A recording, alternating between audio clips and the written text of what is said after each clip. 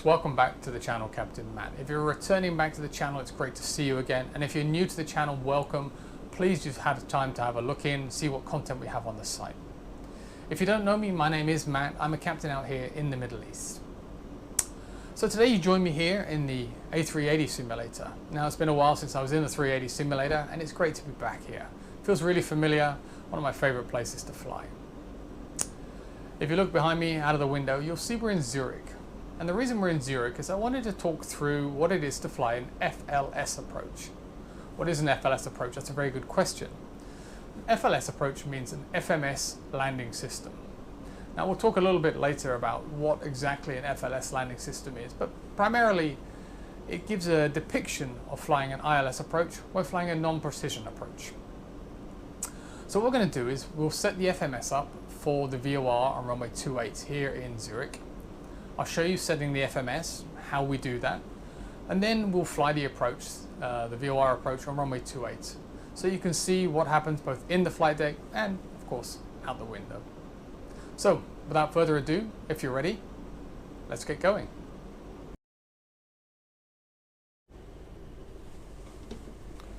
So here we are in Zurich. We're on stand 67. British Airways are just next door to us. What we'll do is we'll set the FMS up now to fly the approach into Zurich on runway 28. We won't do the takeoff and the whole flying around. I'm just going to reposition us, that's the beauty of the simulator, out to the final approach on runway 28, and then we'll talk a little bit more about exactly what the FLS can do for us and how does it work.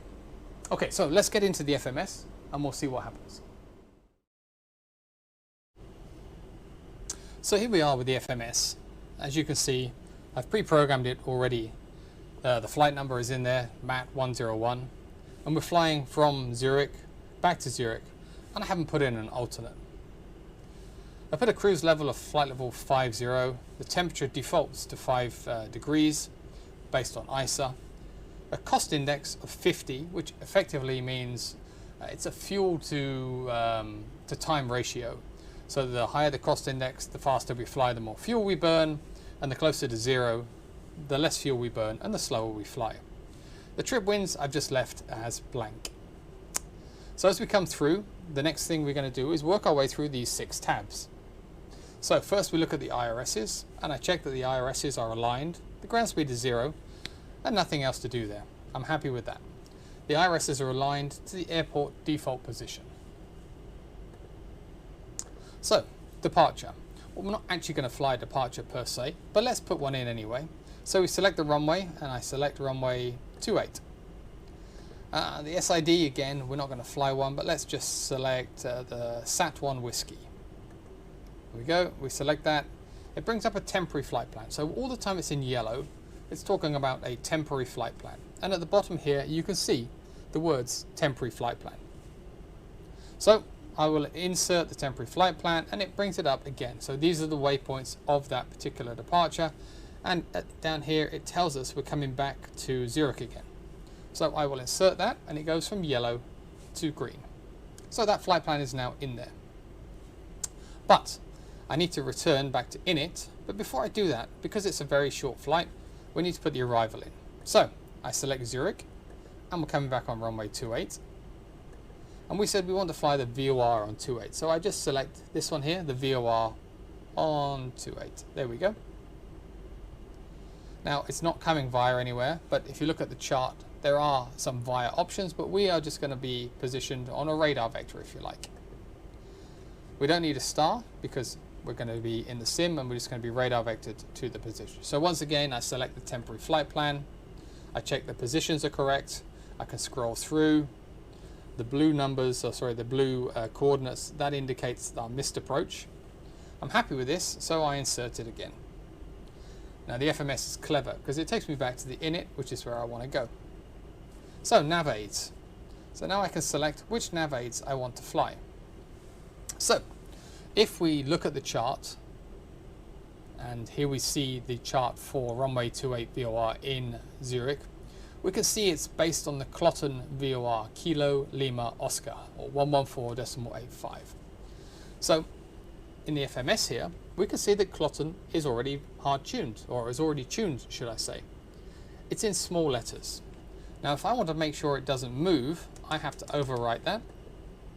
I choose quadrant, 0 degrees, and there we go. Now you can see the difference. This one is manually tuned by the FMS, and this one, the slightly larger font, is hard tuned by me. Again, we go back to the chart and we look that the inbound course says it's 273. So again, I come here and I type 273 because that's what I'm going to need for later on. Next, it takes me back to the fuel and load page. Now the fuel and load page is basically telling the airplane how heavy I am today. So we won't make it too heavy, so let's give ourselves a zero fuel weight of say 320 tons, 36.9, we can leave that as the default zero fuel weight CFG, and we'll have a block fuel of 60 tons. So that'll give us a nice weight, about almost 20 tons under the max landing weight. Passengers, what should we have? It's COVID. Let's be optimistic. Let's say we're going to have 400 passengers for our flight today. We've got 1 ton of taxi fuel, although we're not going to use that. Our trip fuel today, just 1.9 tons, and it's a 6-minute flight. That's if we took off, come back round, fly the VOR, and land. Our route reserve is 3%, which is just 100 kilos. We don't have an alternate. The final reserve fuel is basically, normally would be your alternate fuel plus 30 minutes flight time. But as we have no alternate fuel, it's just 30 minutes flight time, which is effectively 4.9 tons.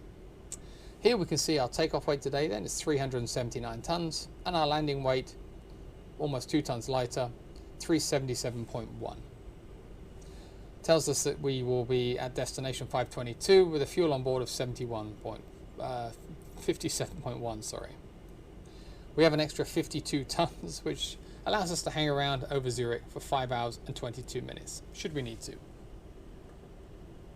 Okay, we return back and we look at our takeoff speeds. Well, we're not going to do any takeoff today, but if we were, around this weight, we'd be looking at speeds of about 135, 140, 145 is our V2. We would flex effectively reducing the engine power, and we can talk about that in another video, but let's say we're going to flex to 55. Flaps will be 1. Our takeoff is going to be 30%. Packs are on, anti-ice is off, the weather is nice today. Thrust reduction acceleration 1,000 feet above the airfield, 2,420. Return, and then we just go to our route summary where we can store the route. So that's our FMS set for the approach. Super quick, super easy. So here we are on sort of left base for Zurich now. And what can we see that is going to indicate to us that we're going to fly this magical FLS approach? Well, if we look at the PFD to start with, at the top of the PFD we have the FMA, or Flight Mode Annunciator. So we have FGS and FLOC armed. That indicates that the FMS glide slope and FMS localizer are armed. So indicating the approach is based on the FLS. We also have next to that, we see FAP. Now FAP is one of 3 modes that the FLS can operate in. FAP indicating the all singing, all dancing mode. We then have FAP plus RAW, which again, the airplane is more than capable of flying the approach in FAP plus RAW to a very high degree of accuracy. Finally, we have RAW only. Now, RAW only would indicate that the FMS is incapable of flying the approach as a completely managed approach. And we would have to fly it in a more traditional selected mode, where we select the headings or the tracks, if you like, and the rate of descent. So today we're going to fly it in the all singing, all dancing FAP mode. Further down on the PFD, you can see that it clearly indicates down here that it is an FLS approach. So that's quite a big clue. Other things that indicate FLS are the glide slope and localizer have double diamonds. So we have 2 lines around the diamond indicating that it's FLS. If it was just a single line, that would indicate to us that it was an ILS approach. Down here on the bottom left, we have what's called the anchor point, or where the approach ends. Now today it says Zurich 28. It's a 3.3 degree slope, and we're currently 11.8 miles away from the runway threshold. So there's a lot of information there that tells us that it is an FLS approach. On the ND, there's not as much information. You probably can't see it very well, but there's some dotted magenta dots within this green line. That basically is indicating that there is an FLS approach behind the green line that will indicate where the runway is to us. Okay, so from here we will fly the approach. I will fly it with the autopilot initially, we'll intercept, and then later on I'll take the autopilot out and conduct the landing myself. Let's set the auto brake to auto brake 2, and it indicates up here on the FMA, brake 2 is set. Right, let's get going. So we're descending down to 4,000 feet just so that we capture the localizer before we capture the glide slope. Auto thrust is on, autopilot is on, and the approach is armed. So as you can see, F-lock star. So the airplane is turning onto final approach. As it does that, it's coming through 190 knots, and I'm going to take flap 2 now, and we're decelerating back towards 160 knots. Okay, so we're about 2,000 feet. I'll put the gear down. So take the gear down. We'll arm the spoilers, and the gear's on its way. So now we have speed out star. So the aircraft is going to level off here at 4,000 feet until it intercepts that pseudo glide slope. As we can see, we have the double diamonds. The localizer is just about to capture fully, and we have the double diamonds for the glide slope as well.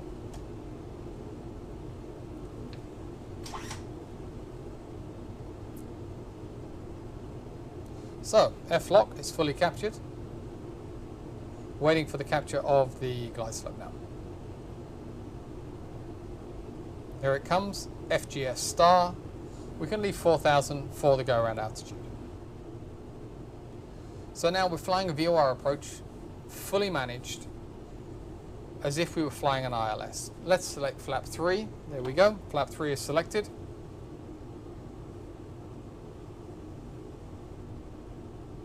And we can take flap 4.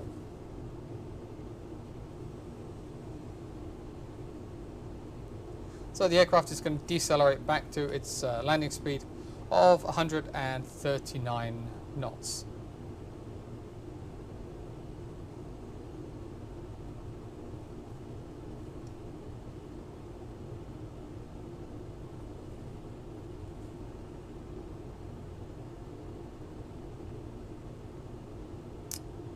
So here we go.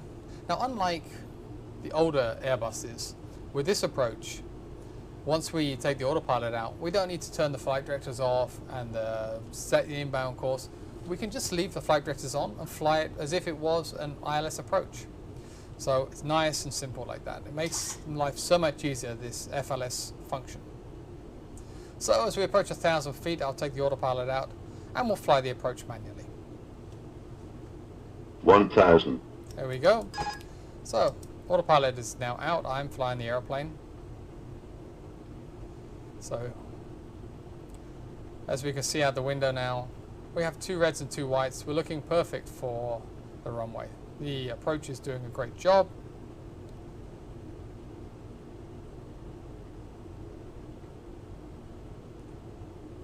$100 above. Okay, so that's 100 above our minimum descent altitude. Minimum. Okay, I can see the runway, so we will continue the approach.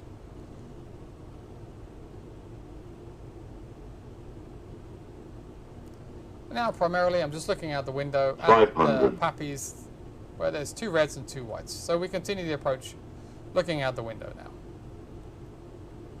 So the approach is slightly offset, so it's giving me a little bit of false information. So we will turn the flight directors off now. We'll put the bird on.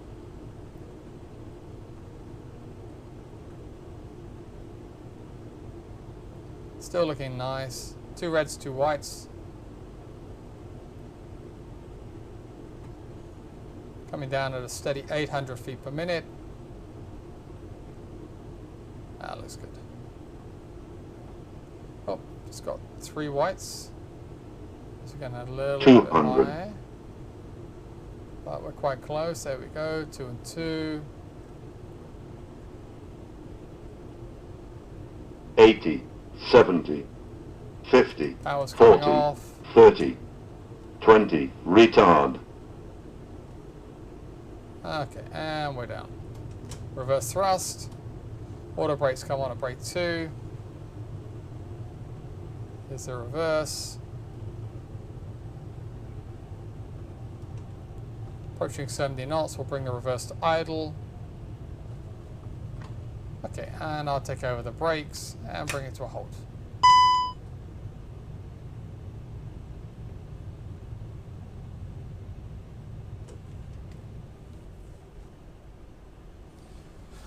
We can apply the parking brake, and we've flown our first FLS approach.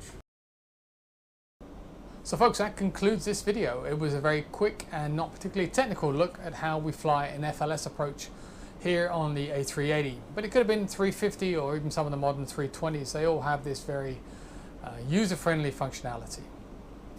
So if you've enjoyed the video, I sincerely hope you might consider giving it a like, maybe subscribe to the channel, give us some comments. Tell me what you want to see. Do you want to see some more functionality of the FMS? Do you want to see different types of approaches? Do you want to see low visibility approaches? Tell me what you need and I will do my best to accommodate you. But that's it for now. Thanks for watching and I hope to see you again in the very near future. Thanks very much.